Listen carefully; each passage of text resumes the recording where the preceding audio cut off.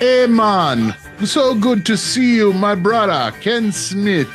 I am back from Jamaica, the beautiful Blue Mountains. I'm here with you to enjoy yet another wonderful episode of Ken's Corner. Yes, I'm going to salute you early because we forgot 3 weeks ago. It's been a long time since we've been on. So hopefully people remember us. But yeah, you had your little journey and then I had my little journey to California. So it's been 3 weeks, I think. Yeah. And somehow we still, as you came to California, we still haven't had a chance to meet each other. No, real. No, you had to do something for Jacob, and I couldn't drive up later in the afternoon. So we thought we would do it. We thought we would get together, but we never did. Well, someday, we're definitely going to do it. Now, yes. Another thing, today you have a shirt, and is that your dog? Yes, it is. My dog is right here. And it's a whole bunch of shirts. It's a whole bunch of pictures of dogs. And it's one of the, I don't know, she's got like 11, 12 shirts that have her, but it says all my best friends are dogs down at the bottom here. It says all my best friends are dogs. Yeah. So I don't think I've worn this one before. No, that is definitely a new one. This week we have no comments, but yeah. They're a long time ago, they're 3 weeks ago. So, but I mean, I remember them all. They're the most of anybody. We got 70 comments, 80 comments every single week. So it's awesome. Keep them going, guys. Keep them going. I think that's because we encourage them. We encourage your comments, even your negative comments. Yes. I encourage them all. Yes. Let me know. But still remember to like, share, and comment. It's how the algorithms work. We're up to 39,900. We're right there. We're at 39,600, and this is on YouTube. I don't know what Rumble is. Rumble's like 2 or 3,000. Almost 3,000. Almost 3,000. Yeah, and it's funny how we get same amount of listeners on Rumble as we do on YouTube. So it's about 12, 13, 1,500, sometimes a couple thousand. But I just want to get to 40 before they shut us off. You and me both. I've been working to get to 40 for a very long time. Yeah, so we'll get there. I hope so. Now, one thing, Ken, for those that do not know, Ken is here to do Jamaican freestyle boxing to the news that has been festering while we've been gone. So, Ken, if you would please provide that essential. Hi-ya! There it is. We forgot last time you had to put it in. We forgot it last time. So it's all right. Thank you for that. Awesome. So let's begin with the college protests. We talked a little bit about them on Catching Up with Jacob, but you provided a video that I think we should watch because it does illustrate something very important. So here we go.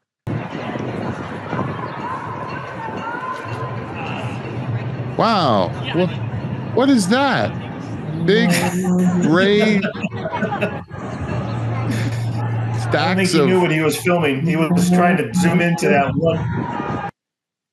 Oh, so wait. Let me just put that. Wow. That seems like there's a big stack of bricks. A lot of them. On a university. Yep. Just in time for a mass demonstration. Yeah. For Palestine. Now, let me ask you a question. This is just because I'm old fashioned, but it seems to me whoever bought those bricks and whoever on top of that delivered those bricks, if I were an FBI agent, I would look that up. Yeah. And on top of that, I probably would prosecute them with sedition because they're encouraging violence. Because remember, destruction of property is indeed violence. Well, they showed up on the all the Antifa and BLM riots as well. And that's exactly what they did. They just had like pallets and pallets of bricks at each riot. So I just thought that was very interesting. Came across that. And I think that's one thing. You guys covered pretty much everything else, pretty much, the angles and stuff like that. But I just wanted to bring this up as far as with the protests. So, yeah, and they're sponsored. They are so sponsored. They're so, yeah. Yes. Obviously, there's something fishy going on in Denmark when pallets of bricks are now being delivered just in time for an election. In 2024, yes. Let's talk about our next story though, because it kind of goes together. Yes. All right? Yes. So, I matched them together. Yes. So while we have bricks being given to Palestine anti-Israel protesters, at the same time, the one education, Christian education university, the biggest one, Grand Canyon University, education secretary under Biden has promised to persecute Christians and shut it down. Yeah, I mean, yeah, it's the largest. Yeah, I didn't know it was the largest, but I know it's in my state. It's Grand Canyon University here in Arizona. But the Department of Education Secretary Miguel Cardona vowed to shut down Grand Canyon University, which is the largest Christian university in the U.S. Cardona made comments during a House Appropriations Committee hearing and openly stated their enforcement methods. We are cracking down not only to shut them down, but to send a message to not prey on students. So I don't know what they're thinking, but there is a $37.7 million fine imposed. And just remember this, compare that to the $2.4 million fine that Penn State fined for failing to address the Jerry Sandusky debacle. Do you remember him? He was the guy who's had 25 plus years of molesting kids and 2.4 million, and they want 37.7 million. So Grand Canyon University spokesman said officials continue to make derogatory and inflammatory public statements that are legally and factually incorrect. So the president of GCU, Grand Canyon University, has expressed that the university is being unfairly targeted. So get your popcorn out and see what happens. Let's be honest, when you have an antichrist system like the Joe Biden administration, they might not be the antichrist, but surely they have the spirit of antichrist if they're going to go against Christian universities. Yep. Largest one, shut it down. Now, speaking about truth, this is another big thing with education. You cannot speak truth. Everything has to be said in such a way as to not cause offense from any possible corner. We all have to step on, well, it's not even step. We have to waltz on eggshells to make sure no protected group feels any type of discrimination verbally. Now, this is a prime example of a high school student that was suspended for saying a harmful, hate-filled word. What's that word? Yep. Illegal alien. Yep. Yeah, North Carolina high school student Christian McGee was suspended from school for saying the word illegal alien in a classroom. Isn't calling illegal alien an illegal alien? It's just a fact, right? So anyway, McGee was suspended for 3 days after doing an assignment in an English class, all right? So the teacher told the class to say a sentence with the word alien in it. McGee reportedly said, like space aliens, or illegal aliens without green cards. So that's all he said. And the school determined the phrase was offensive and disrespectful to Hispanic students. So hold that in your mind, Hispanic students. I didn't make a statement directly towards anyone. I asked a question, McGee shot back.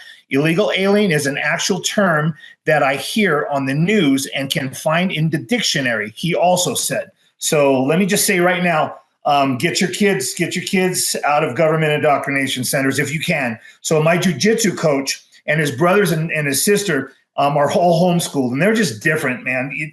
I had a conversation maybe about 20 years ago, and this 9 and 6-year-old were at the table, and we literally had a grown-up conversation with this 9 and 6-year-old. They were homeschooled. This is back before it was like popular and stuff. So anyway, back to the story. So now Christian's mother, Christian is the guy, is concerned that he won't be able to get into college. He is devastated and concerned that the racism label on his school record will harm his future goals or receiving a track scholarships. He said, so how is illegal alien so bad or mean? Are we allowed to say obese anymore? In the medical community, if you are a child, we call you a child. Should we call you an adult if you're 5? So that's just, an angle. The school just exposed how racist the entirety of the school board is by automatically assuming that an illegal alien is Hispanic. So illegal alien is an actual term used to describe people who are illegal. So the leftist teacher should stop trying to ruin an innocent kid's life. So I think Mama should just sue for a very large amount and stop worrying about your boy. Freedom of speech. Yes. Yeah. Stop 100%. Worrying about your boy. You just got his college tuition paid. Yep. You pay out of pocket after you sue that district into the ground. Yeah, absolutely. Yeah, he was asking a question. I think he was set up. I think he's probably, my insight to this. Well, I can see that he probably was maybe set up by the teacher. Why would she, say illegal alien? She said alien. Use the term alien. Why would she use that term? It's just odd. So anyway. Well, we have to remember that illegal aliens, they're not really illegal aliens. They're just green papers challenged. They don't quite have the, I mean, not to get racist, but they don't have the language skills to, actually apply the proper way and do things legally. That's why they have to go into indentured slavery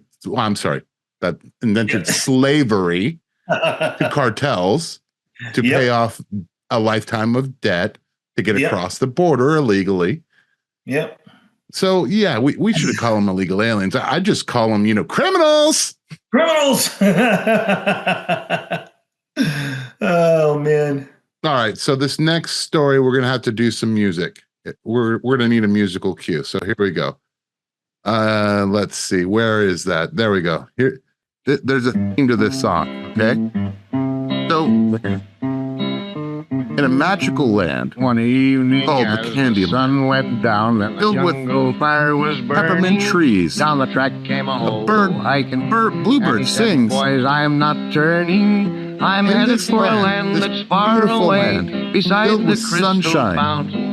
So come with the jobless numbers live. The big rock and the jobless numbers in the big rock Candy Mountain. Now, this is according to the land in which where the secretary lives. Bushes, it's not really reality. Every night. It's in a land that's cars all are empty. It's more imagination and aspiration than it really is reality. And the bees and the cigarette trees, the lemonade springs where the bluebird sings. My friend.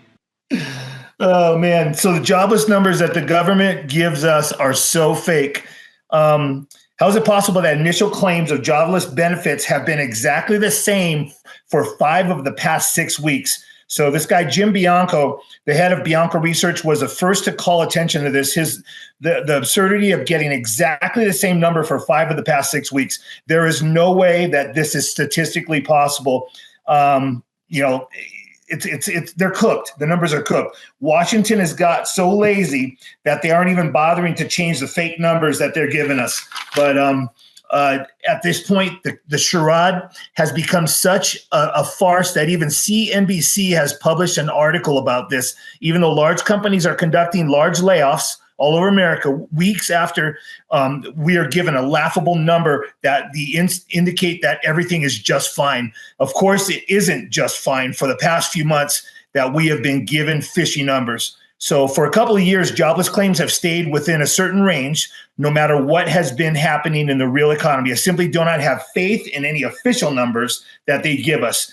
Remember, I gave the brief list of big companies that were laying off thousands. Remember that? And now there are even more. We see this blip of numbers. The unemployment rate is supposedly at 3.8%. That is a number that has been so manipulated that it's essentially become meaningless. So a little education. If you are not working, you're put into one of two classes, okay? One of two categories. Either you are classified as unemployed or you're classified as not in the labor force. So the current stats were almost 6.5 million are unemployed, and 99.989 million were considered to be not in the labor force. So when you add those two numbers up, you get more than 106 million adults that do not have jobs right now. During the Great Recession of 2008 to 2009, that combined figure never reached 90 million. So we're at 106, and it never reached 90 back then. We had a horrifying unemployment crisis in 2008, 2009, and yet today everything is just fine. So we are being gaslit hardcore. So the real crisis is we are in the terminal phase of the largest debt crisis in the history of the world. We're stealing gigantic mountains of money from future generations of Americans in order to make the present more pleasant. This debt cycle is coming to an end, and the crash that is ahead of us is going to be far more horrible than most people would dare to imagine. So just once again, popcorn. Yeah, and as long as we keep feeding the system the way that we do, they're not going to. I mean, can you imagine a day when a senator or a congressman or even a executive officer in the executive branch woke up and said, I think I need to spend within the funds that we actually take in as far as taxes and not spend, for 70 years in the future. Can you imagine a universe in which that actually happens? Because I can't. Not now. It's crazy. It's nuts. No, this is even more crazy. People of New York were shocked. Now, why were they shocked? Because even though Trump is going through the ringer of this corrupt, absolutely biased Justice Department, he takes time to visit a bodega in Harlem. Mm-hmm. Talk to me a little bit about that, my friend. So crowds of New Yorkers swarmed the store to get a glimpse of Trump. But he made appearance at a Harlem bodega, and he chose this bodega. He strategically picked this bodega as a worker there was attacked by an assailant who was not charged thanks to the pro-crime anti-American Attorney General Alvin Bragg. But this area of Harlem is not a safe neighborhood by any means. So Donald Trump walks into what the world would consider the hood, and on short notice in a city that supposedly hates him. I guess the people no longer hate Trump. The people now see Trump on a personal level. They also see that he has become, just like them, a victim of the corrupt justice system. So this is kind of a relational thing. Remember when Biden said, if you don't vote for me, you ain't black? Well, Biden's team wanted to replicate Trump's bodega visit and ushered him into a Sheetz, Sheetz store in Pittsburgh. There were no crowds. He was not personable and simply shuffled to the counter, and the people were not lining up to be photographed him. Like when you see the Trump video, we're going to show a Trump video at the end. You're going to see tons of people that came out to see him. This 8% approval rating was overtly apparent. So then Biden's team tried to replicate the same scene at a Wawa store in Philly. The Secret Service first entered the Wawa store, telling the cashier that Biden would be ordering and leaving a tip, and hoping to have the entire stage performance on display. Again, the people were unfazed, and the public stunt failed. So Biden is losing favor with demographics that mainly vote blue. Same scene where he's not warmly welcome in blue cities, even when events are carefully staged. Trump, on the other hand, is warmly embraced by the people. It's crazy to see New York maybe get a chance to turn purple, if not red. So the media portrays him as being hated, but that's just fake news. So the only people that hate Trump are anyone but Trump voters. Don't necessarily like Biden, but dislike Trump and can't, be persuaded otherwise. Alvin Bragg has done great things for the Trump campaign. So the media hones in on Trump's every word when he leaves the courtroom. He receives coverage daily by every press agency as they report on his every move. So it's crazy what we're seeing right now, because they're causing him to stay in New York, right, for his trials. Yeah. It occurs to me that every person that hates Trump more than they love the United States are exactly the same as the BLM riders that are willing to burn the cities and the country to the ground. Yes. Because they hate Trump more than they love the country. Great observation. Yep. And that's, yeah, it's unfortunate. It's very unfortunate. It's very unfortunate. I mean, I'm not a Trump fan. I'm right there with Jacob. And you're probably the same. You know, we see Trump for what he is. You know, he's I mean, I'm not a Trump fan, but I'll tell you what, I do like people going nuts when Trump does something that is I do too. Completely reasonable and people lose their minds. They lose their minds. I know. I love it too. Oh, man. So I can't say I'm a fan of Trump, but I'm a fan of some of the things he's done. Yeah, me too. I'm right there with you on that. Yep. Now, this next story, again, this is the duplicity of the mainstream media. Here we are in 2024. We've had another shooting, this time from another protected minority. Yep. So you don't hear anything about it except from people, you know, most mainstream people would call us conspiracy theorists and right-wing nuts. Yeah. But no one is reporting this.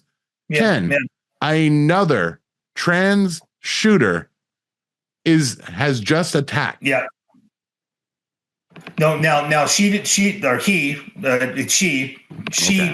a he didn't. Yeah, she playing a he. That's so this is another one. They busted her before she did anything. So that's you know, in fact, an elected official pushed back against a reporter during the press conference and said it's not a crime to be transgender, and that's a whole side story that they were just trying to, you know, the reporter was simply asking why the official omitted the aspiring shooter's gender identity. You know, he didn't even talk about it. So her name is Andrea Yee, and she was posing as a guy. You know, in her manifesto, she wrote that she wanted to be a serial killer because they are romanticized a lot more. That's quote. So basically, the reporter was asking because of the mass casualty events that occurred in Aberdeen, Maryland, Denver, Colorado Springs, and Nashville in recent years. Those are all you know, transgender or gender, you know, confused people attacking. Remarkably, most of these individuals are female turned fake male, you know, which is unusual. So Abigail Shrier, I don't know if you remember that book that she told us 10 years ago, Irreversible Damage. Do you remember that book that she wrote? But she talks about the, you know, transgender, you know, leading to you know, to this, you know, and a sidebar. Male teenagers can barely keep it together when testosterone hits the system, and they are designed to receive it. So a female by nature are simply not meant to and are unable to process an onslaught of this. And, you know, the male hormones, I experienced it with when I dated bodybuilders back in the day, you know, women, you know, in my early 20s, I dated a couple bodybuilding women. I experienced, you know, the irrational, they're just, I can't explain it. So we need to keep resisting this whenever and wherever possible. So it's a mental illness, and instead of addressing it, our whole gender dysphoria issue, we as a culture are being asked to celebrate that mental illness as normal. And we tell the rest of us that, you know, they tell the rest of us that we are crazy.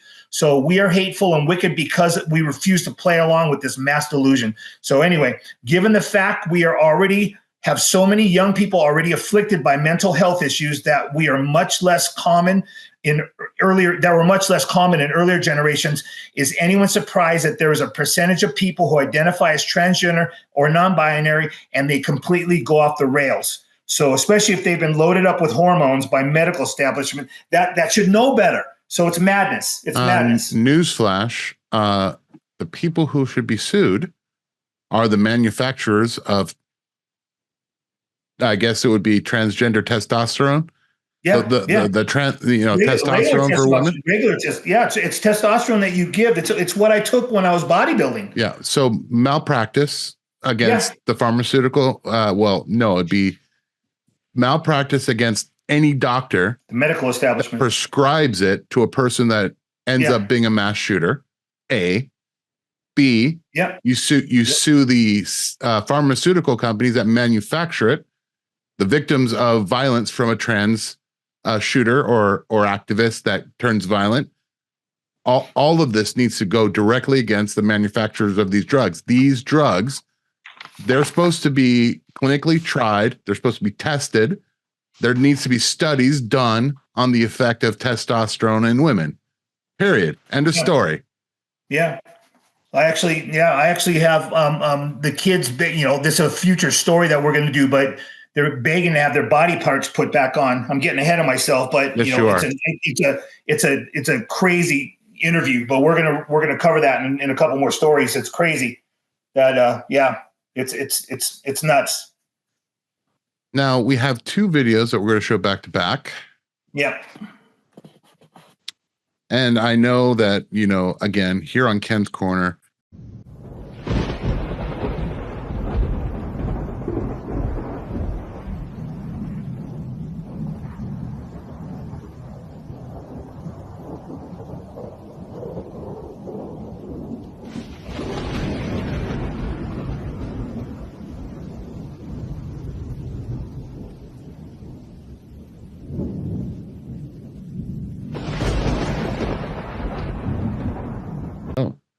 This is 9 years ago. This is 9 years ago.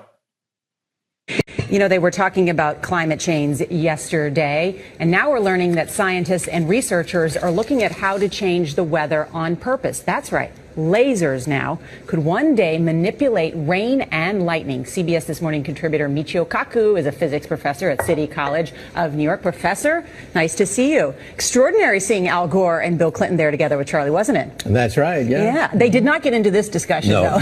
But it is fascinating. I mean, lasers, really, to change the weather? That's right. Well, as Mark Twain once famously said, everyone complains about the weather, but no one ever does anything about it.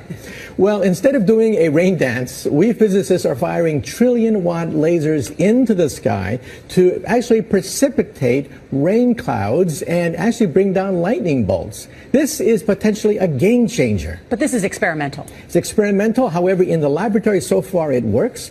When you have water vapor and you have dust particles or ice crystals, you can precipitate rain. It condenses around the seeds. These seeds can also be created by laser beams. By firing trillion-watt lasers, you rip apart the electrons, creating what are called ions, and these ions act like seeds, like dust particles, bringing down rain and even lightning. Go ahead. Well, this fascinates me in part because, too, I remember reading the stories that China had used this during the Olympics, that the USSR had used this after Chernobyl to create rain clouds. I mean, did those really work then? We have some of these capabilities now? Inconclusive. Even in the 60s, the CIA used this to bring down monsoons during the Vietnam War, to wash out the Viet Cong. Governments have been playing with this thing. Alleged to. Alleged to, right. Yeah. Now, we realize that for decades now, these governments have been alleged to have experimented with weather control, but nothing conclusive. This time we're bringing in the laws of physics rather than simply waving our hands and uttering mumbo jumbo. We're actually using trillion-watt lasers now. And in the laboratory, sure enough, they precipitate rain out of water vapor. Sure enough, you can actually bring down electricity down the beam. So what does it mean for drought areas that need to have rain for crops? And if they don't have them, there's the consequences of famine. Well, the bad news is if it's a clear blue sky, it's not going to do anything at all because it only takes water vapor that's already in the air and condenses it. However, for floods, for agriculture, farmers, for people planning wedding parties, football games, you name it, outdoor events and agriculture and flooding and even hurricanes, all of them could be subject to weather modification. Incredibly interesting. Professor Michio Kaku, thank you so much. Thank you so much.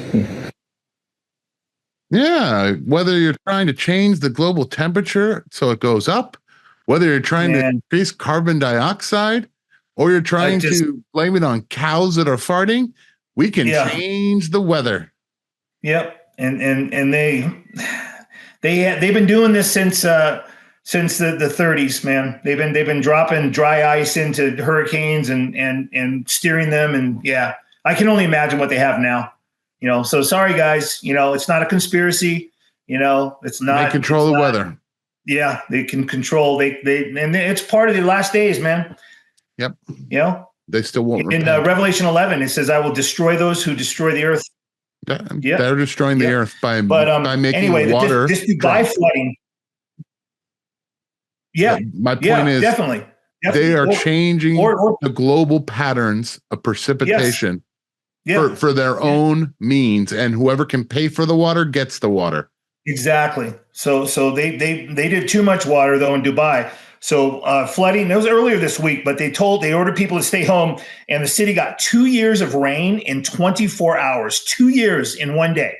So the flash flooding crippled the city. They got 6.26 inches in one night. They usually get 3.14 inches the whole year. So they asked everyone to stay home, but no one obeyed. So the road and highways look like rivers and stalled cars everywhere. So the Dubai airport, which it's also the second busiest airport in the world, and they had to suspend flights, and it came to a standstill. But this is like Death Valley, which is gets about 2.2 inches a year, and I mean 6.36 inches in one 24-hour period. So, and flood mitigation isn't something that you discuss at a building planning meeting out there. So now, of course, I believe it's geoengineering related, and it's just like the snow in China, that they caved in all the roofs, and they're back in 2008. So then they just, it's there, guys. Sorry.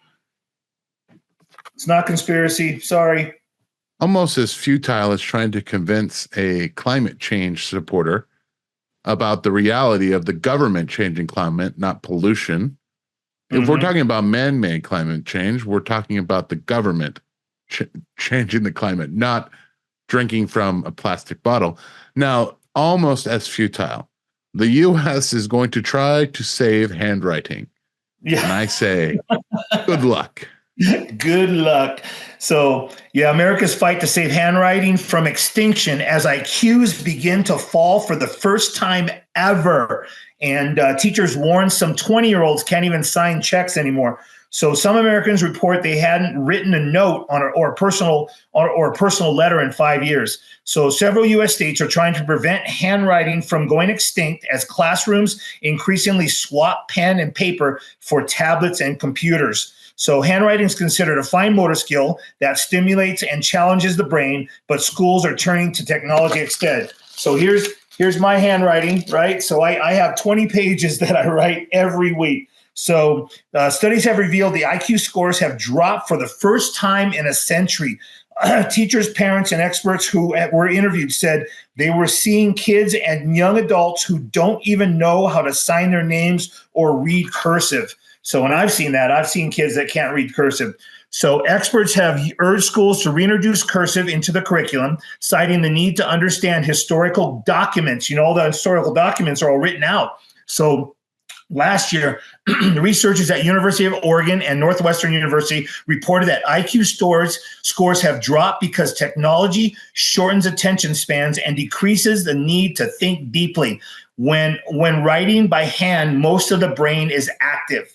So writing requires the brain to communicate between its active parts. So schools stopped teaching cursive writing in 2010 when most of the Common Core standards, they adopted those. They deemed cursive writing as old-fashioned. So all I can say is if handwriting becomes extinct, it would be a major loss to understanding history or even connecting to our past. So you see all these documents that are written in script, right?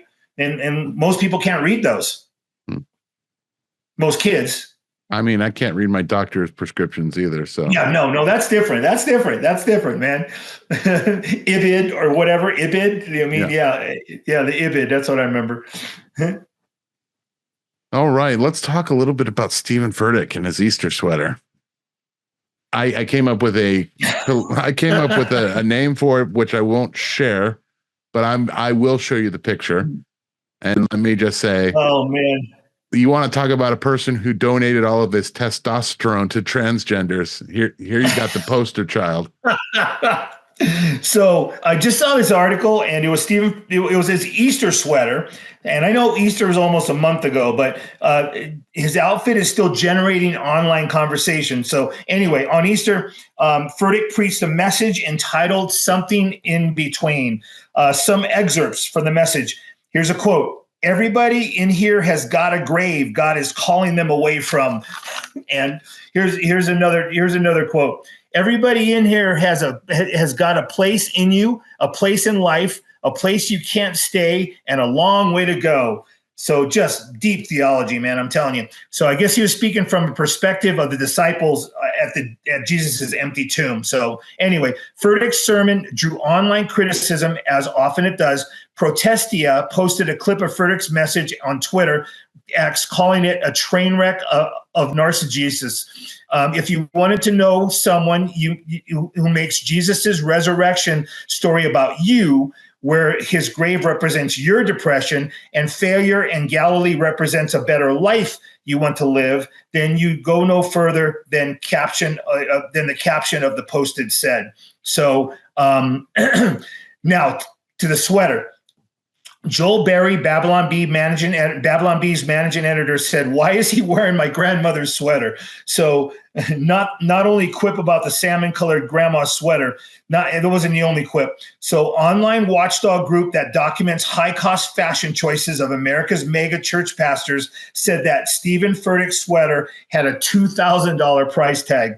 So, and one person on Twitter said, I loved it. Bro's sweater has more holes in his theology than his theology. Thought that was a great quote. Yeah. But I missed it. I didn't see it. I don't think Plus it was 3 weeks ago when I talked to you guys. Yeah. It's been a while. Yep. Stephen Furtick. What a guy. We could go off on him. We could. In Great Britain, this next story, we have 2 police officers that decided to show up to check up on someone that posted. Did he post something online? Yeah. Okay. He posted. So it was a guy who posted Christians need to stand up following the knife attack on the bishop. If anybody saw that live on Twitter. Mari Emanuel. But 2 police officers and a mental health professional showed up at his house in Great Britain. So the man was polite and told the cops to take a seat in his house before explaining to them, this is religious discrimination. You know that, don't you? Right now, because you won't be knocking on Muslims' doors if they had this conversation. And after asking officers to explain themselves why they were at his house, one of the cops said, people have raised concerns about your views. And he answered, yeah, so I'm an Orthodox Christian. What's up? And this scene highlights the draconian, system under which UK citizens, they've been living like that. Remember the girl that was praying at on the other side of the street of an abortion, and she was praying to herself. I mean, we're going to see more and more of this, and it should serve as a warning to Americans who are naive enough to say they'll never happen here, because it's going to. It's going to. I'm just trying to get people prayed. It could be. It's happening fast, man. Everything's happening fast. So I have a follow-up on the story. The mental health professional, a man by the name of Mohammed Ben Mohammed, claims that the man is bad-mouthing the only peaceful religion on earth and the only perfect prophet. Wow. I'm kidding. Wow. That's a joke. You got me. That's just a joke. Good. Oh, man. Let's talk a little bit about another joke, which would be the Fed, the federal government. Federal government is so corrupt, so inept.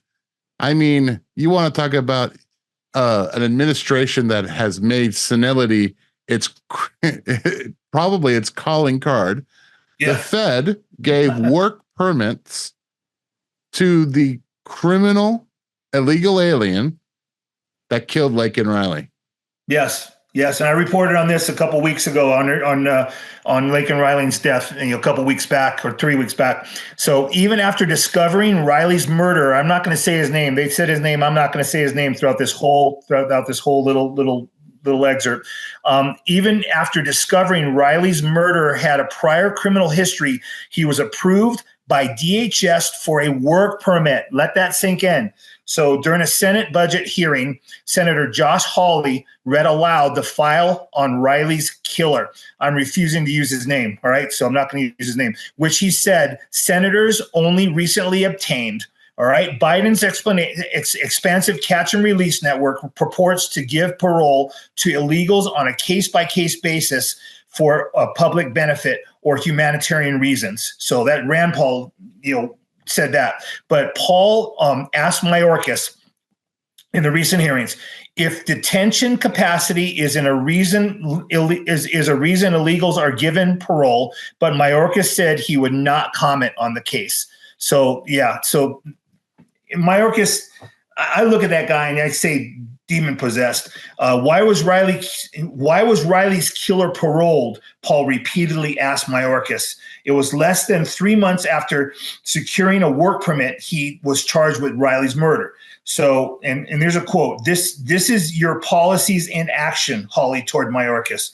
A criminal is permitted into this country on grounds flatly not permitted, flatly contradictory to the statute. He committed a crime against a child. This is what he was faced with. And then he gets a work permit. Then in February, he commits the heinous crime against Laken Riley. So that's just an update on that. But it's not going anywhere. I'm just giving people intel, Yeah. Mayorkas. Greatest politician of all time. Yeah, there's something wrong with him. He's evil. You can just tell. I think he's Fidel's cousin, right? Yeah. Oh man. Tell you somebody who is not Fidel Castro's cousin. That's Dr. Phil. Yeah. No. Good segue. The children on a recent Dr. Phil show are begging to have the body parts that were removed surgically back. Yes. And that's it's a bombshell interview, man. So this is what I was talking about earlier in our show. So gender clinics are committing the worst atrocities against children, and history will judge us harshly if it doesn't, and God will judge us harshly too if it doesn't stop. At these house of horrors, radical transgender theory becomes gruesome practice, leering bodies, mutilated, and children begging to have their body parts put back on within months of having these surgeries. So, and that's a quote, begging to have their body parts put on. So this revelation came from Jamie Reed, a whistleblower from the Washington University Transgender Center at St. Louis Children's Hospital, whose expose last February blew the lid off of this scandal. She spoke with Dr. Phil this past week, expounding on her experience in the morally and medically appalling industry. That's a quote. So Reed is no right-wing ideologue either. She is in fact married to a transgender, and she herself identifies as queer. She said she has witnessed a number of things that compelled her to speak out. Reed was in charge of patient oversight and intake between 2018 and 2022. We had patients contact us who were begging to have body parts put back on within months of having the surgeries. So the thing that kept happening is every time I would raise a concern and ask about the protocols and ask about the guidelines, this is just how the industry works. If a child says they're trans, there's no question in it. We say, yep, you're trans. That would be, what would you like? So that's Reed still talking. So Reed also said girls in particular all had the exact same storyline. Reed also suggested that these girls were acting on a social contagion rather than an innate order, echoing what experts warned is happening to the growing number of females who long to be male. And we talked about this with the prior the prior shooters. So the worst part of this whole scandal is that these macabre procedures are done by doctors, professionals whose traditional Hippocratic oath promises the first do no harm. I guess throw not away anymore, the Hippocratic right? oath. So just throw it away, right? Just throw it away. Just butchers committing atrocities against children. Anthony Fauci had no moral compass whatsoever when it comes to the Hippocratic oath. Zero. So, kids not old enough to drink alcohol, drive, vote, buy a gun, or as any parent knows, has to be told to brush their teeth, but these kids can make decisions, life-altering decisions. It's nuts. So this barbarism has got to stop. But unfortunately, it's just part of judgment. It's just the judgment. I mean, to your point, these doctors that are doing these surgeries, I'm afraid that those kids and the the mutilations that they're doing, in my book, they qualify as not only a mutilation, but those they're being violated, like by sexually. So statutory rape charges for every single physician that does these. They deserve every single surgeon that is willing to chop off a child's parts or alter them should be on the sex offenders registration list. Absolutely. I 100% agree. Yep. See, that's a moral and rational stance. Yes. I know that people aren't used to that, but that's a moral and rational stance. They are not used to that. Oh man, we got to keep people used to that, because that's what we used to be used to. That's what we used to be used to. Let's also talk about this next story, which this goes hand in glove with why we have these insane doctors doing these things to children. These procedures exist because of this very next story's facts. The church, the people in the pews, they are all asleep while the pulpits are wide awoke. Yes, wide awoke. And you know, when did woke become the norm for the pulpits? So it's a little rant I have here. When I'd read about last day's events, I used to wonder how it would ever happen, what it would look like, right? So I believe we're seeing it totally lived out before our eyes. I think it is exciting, you know, and a little bit hairy, but I see so many prophetic events converging right now. So yet when I speak with my peers, even pastors, so it seems they are all sleeping, not concerned about events unfolding right before us. I cannot tell you how many people tell me only pastors who, the only pastors who go deep into God's word and explain how to apply to what's happening in our world are online. So, and that's kind of what we start our little group, that we have 10 people at our little church that we formed. And they cannot find a physical church where they can be part of a real like-minded community of believers who understand the days we live in. The Christian pulpits have gone silent at a time when we need to be blowing the trumpet the loudest.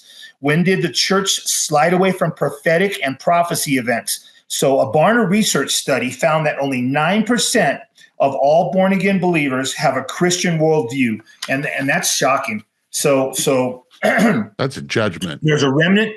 Yeah, that's crazy shocking. There's a remnant of believers who want to be awake and help sound the trumpet of the soon return of Christ and the coming judgment to this word. How did we get here? Was there a tipping point? Yes, there was. It was the jab and COVID-19. You can excerpt that if you need to. When the churches decided to close. So, and when they reopened, many churchgoers have shared with me that wokeism had become the new religion. So, and themes of sermons related to social justice and equity. The key phrase was, we had to be tolerant. Do not offend anybody. And I got a couple of verses about offenses. 1 Corinthians 1:18, for the word of the cross is foolishness to those who are perishing, but to those who are being saved, it is the power of God. And 1 Corinthians 1:23 also, but we preach Christ crucified, a stumbling block to Jews and a folly to Gentiles. So years ago, the seeker-sensitive movement compromised biblical values and truth and replaced them with entertainment. We see that. The focus was no longer to be salt and light.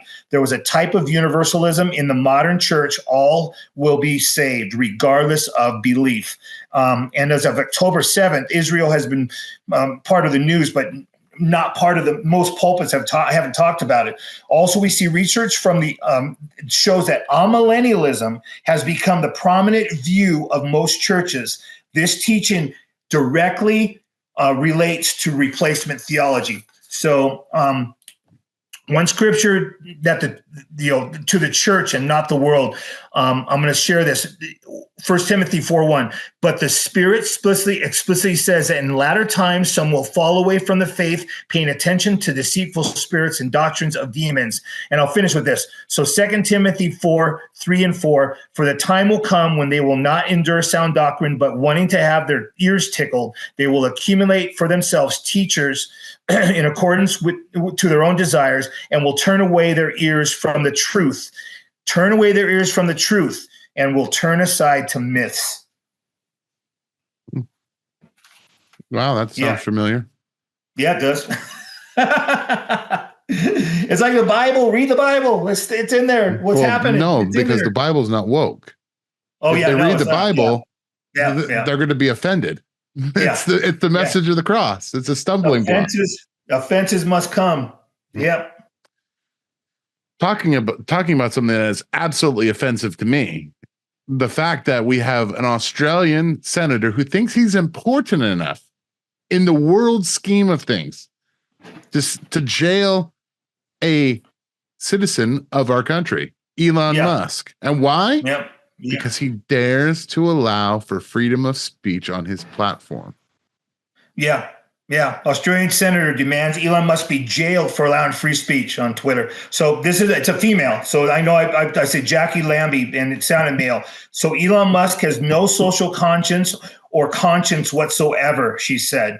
And quite frankly, the bloke should be jailed, is what she said. So the feud between Australia's tyrannical lawmakers and Musk began after a Syrian Orthodox bishop in Sydney was stabbed by an Islamist during the live stream sermon. The country's social media regulator then ordered X, Twitter, to remove content showing the stabbing or face a fine of $500,000 a day. And Musk refused to comply. So even the Prime Minister, Anthony Albanese, called Musk an arrogant billionaire who thinks he's above the law. Musk responded to the Prime Minister's remarks by saying, "No president, no Prime Minister, or judge has the authority over all the earth." That was awesome. Since the COVID pandemic, widespread censorship has become a feature, not an exception, of social media discourse in Australia. So that's crazy. That's nuts. He said no. Yeah, I say no too. In fact, I say Australia, please don't elect this person anymore. No. Send them and make them work. Poor Davey. Yeah, poor Davey. He sees it every day. He lives in a nut house. I wish he could come to the U.S. The whole West is, but it's coming here too. It's coming here too. Yeah. I just realized how the idiocy of my statement just then. You're like, he should come here. Oh wait, no, it's coming. Oh man. All right, here's our news blast. It's a bunch of videos. Here we go. We'll comment a little bit on each one. Yep. The White House telling Fox Business it's now considering declaring a national climate emergency. But that's a climate crisis to you, Mark. The AP, which sets the standards for newsrooms across the country, they're urging Americans to use the term climate crisis to address the current situation. This is all troubling, but if the president declares a climate emergency, what impact does that have? Well, I mean, this is the serious story of the day.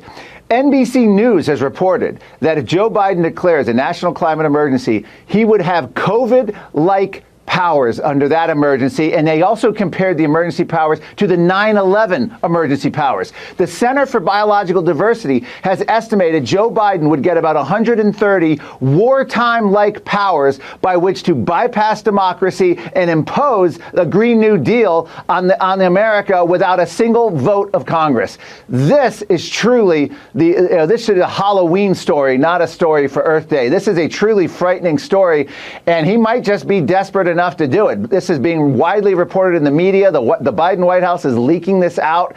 This might happen, and this is going to give Joe Biden these kind of, you want to say the word, dictatorial powers. He doesn't need no stinking democracy to impose the Green New Deal if he does this. Yes. Now, my comment, Ken, and you can comment as well, of course, is that, like Rahm Emanuel says, every crisis is something we can use to grab further power. And Michio Kaku, we created the climate crisis. Yeah. So now we need to take away your voting right and democracy to be able to fix the crisis we created. It's funny how it all connects, huh? It's funny how it all connects. Yep. Yeah. And God's in charge. Shall we go to the next one? Yep, go for it. All right, here we go. This is amazing. This is amazing. Yes, here we go. Now this is loony bin. This is great. So I wanted to come on here and talk about something that is really starting to annoy me. So I applied for a job at TJ Maxx a few weeks ago, and they denied my application. They couldn't even call me. They just sent me some automated email. So I went in today and I was like, so what was the reason I didn't get hired? And she was like, oh, like you just like don't have enough experience. There was candidates that had like more experience than you. And, you know, I asked her if it was about my tattoos, obviously, because I know a lot of places don't like tattoos. She said that wasn't the reason. I don't feel like that's true, but whatever, I'll leave it at that. So I'm just wondering how, like, teenagers and young adults who haven't had a job before, how are they supposed to get employed if these places are only hiring people with experience? So younger people just can't get a job because they haven't worked enough? So, like, they'll deny a 16-year-old a job because they don't have enough work experience. Like, it just doesn't make any sense to me. Yeah, if you have a satanic goat head on your chest with a pentagram on its forehead, or if you have a demonic spider, chances are it's going to be hard to find a job outside of Hot Topic or a head shop. Oh, wait. Yeah. I guess maybe in a dispensary. Yeah. Go to dispensary. Go. Know your clientele. Yeah. Know your intel. Yeah. Yeah. Ridiculous. Oh, yeah. Ridiculous. You signed up for not being able to work in regular retail when you decided to paint on your body demon goats. Yeah. Enough said. Enough said. Oh, man. All right, here we go. We have this wonderful ad that. Oh, man.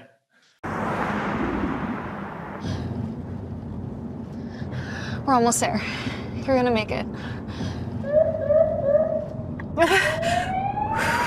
Trump Republicans want to criminalize young Alabama women who travel for reproductive care. Miss, I'm going to need you to step out of the vehicle, take a pregnancy test. Stop them by taking action at righttotravel.org. Campaign for Democracy Group is responsible for the content of this advertising. All across the country, healthcare clinics that provide abortions are being shut down by extreme Republican politicians.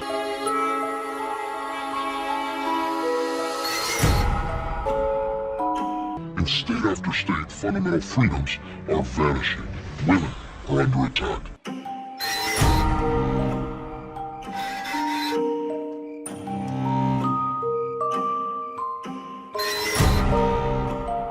But this November, we say not here. Prop 1 will enshrine reproductive rights in the California Constitution.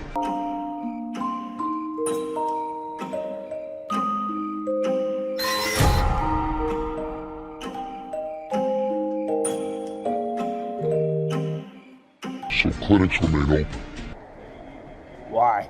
Because it's a sin before God. Why? Wow. Stinky breath. Yeah, Why? that's pretty evil of you, sir. Yeah, I am. And I hope and pray that you. Yeah.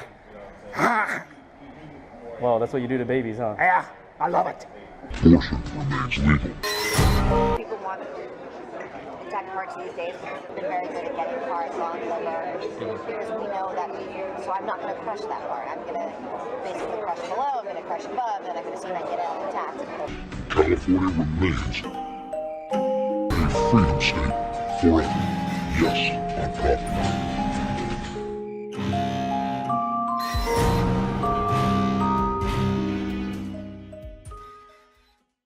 1. They're advertising to call for more abortion in the state. Yep. Oh, man. Maranatha. Lord Jesus. Please come soon. Amen. Let's take a look at the next video we got. We got 25 ways the United States are being destroyed. In less than 2 minutes. Explained. Warning to America. 25 ways the U.S. is being destroyed in under 2 minutes. 1. Open borders and illegal immigration. 2. rampant crime and unsafe cities. 3. Mass addiction and fentanyl. 4. Election insecurity and interference. 5. The educational indoctrination of children. 6. The asymmetrical weaponization of justice. 7. The destruction of private property rights. 8. Inflation and debt. 9. The global depopulation agenda. 10. Record low fertility and plummeting birth rates. 11. Unaccountable federal bureaucracies. 12. Toxic food supply. 13. Vaccine and pandemic disinformation. 14. The trans-contagion and sterilization of children. 15. Overprescription of pharmaceuticals. 16. Destruction of the nuclear family and parental rights. 17. DEI and the new racism. 18. Moral and societal decay. 19. The financing of endless foreign wars. 20. The sprawling surveillance state. 21. The centralization and consolidation of government power. 22. The destruction of trust in institutions. 23. The censorship industrial complex. 24. State media propaganda. 25. The smearing of those who challenge it. Mission log 2050-01. And Paul Harvey's right. We're getting exactly what we deserve. We elect these people that are totalitarian. Yep. So this is the crowd that Trump was seen with at the bodega, right? No, I think he was just driving away from the bodega.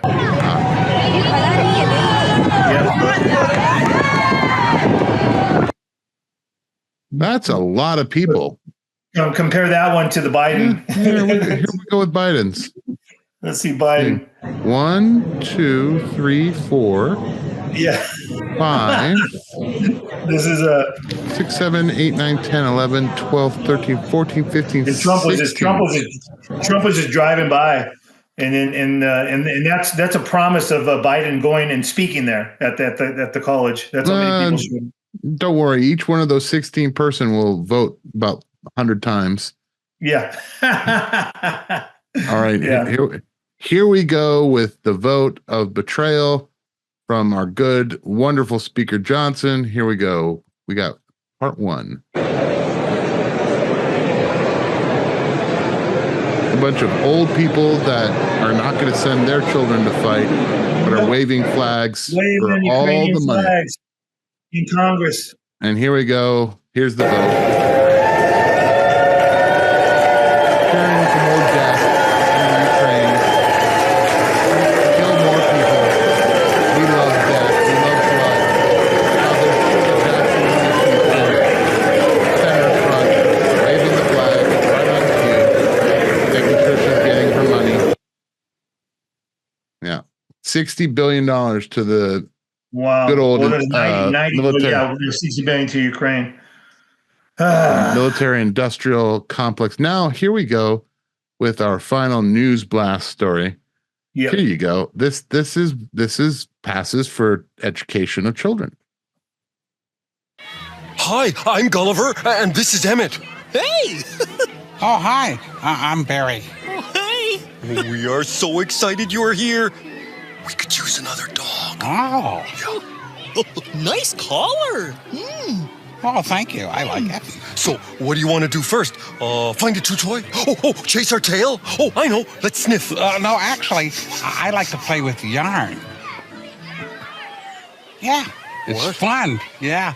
Or I like to clean my paws like this. And you clean your face too. Yeah. Or we could practice purring like this. Purring? Yeah. And we could try to meow. What? Meow. Like that. It's great fun. You should try it. Why not? Yeah, let's go. Excuse me, would you? I have to go for a second. I'll be right back. No problem. Miss Madison? Oh, hey, Gulliver, you're back. Did you find Barry? Yeah, we've got to talk. He seems like a nice guy. Oh, great guy. He thinks he's a cat. He thinks he's a cat. Yeah, he's over there talking about yarn, purring, woof, and licking. Well, that's okay, isn't it? Well, I think you should talk to him. About what? Well, about being more like a dog. Gulliver, you're really struggling with this. It's weird. It's not weird, just different. I couldn't ask Barry to change who he is. That would make him really sad. But... Gulliver, accepting people for who they are is a very important skill. We accept you for who you are. That's different. I'm a dog who acts like a dog. That's normal. Not normal, just more common. I don't understand. It's okay to have questions. Questions are good if they help you to accept someone for who they are. Now, usually I'm a huge dog lover. And the last thing I want to see is to put down a dog. In fact, It was very hard for me to put down my last dog. But in the case of the dog that was purring and pretending that it was a cat, I might do it. What is this world coming to, my friend? What is this world coming to where this passes as something we want to teach kids that is something to fourth graders. Fourth graders at Bramlett Elementary School in Georgia. In Georgia, which is supposedly it's supposed to be a red state. Red state. And that passes as something that we want to teach kids. Whatever's not normal, kids.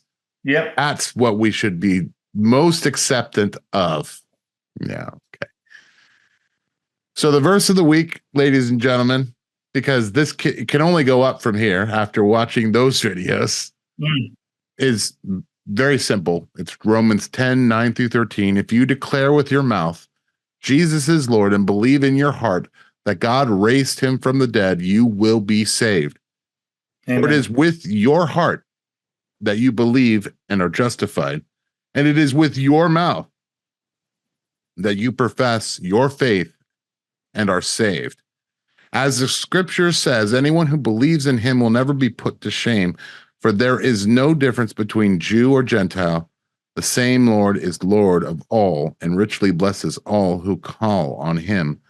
For everyone who calls on the name of the Lord will be saved. Now, granted, I'm going to go by what Jesus said elsewhere as well. You know, when quoting the prophet Isaiah, your mouth and your heart have to be in alignment with each other. You can't say, Jesus save me, and don't make him Lord. You need to do both. Or accept both. Yes. And that's the scripture of the week. Ken, close us out.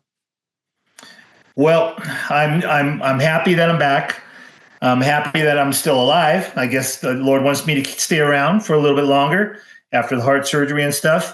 And I just want everybody to don't lose hope, because there's hope in Jesus. All right. That's the bottom line, because a lot of our stories are kind of negative stories, but we kind of joke with them, because the millennium and everything's coming, and Jesus is going to be in charge, and that's going to be an awesome time. That's going to be a fantastic, awesome time. So keep your faith, keep it in Jesus, and we'll see you next week. Amen. See you next week.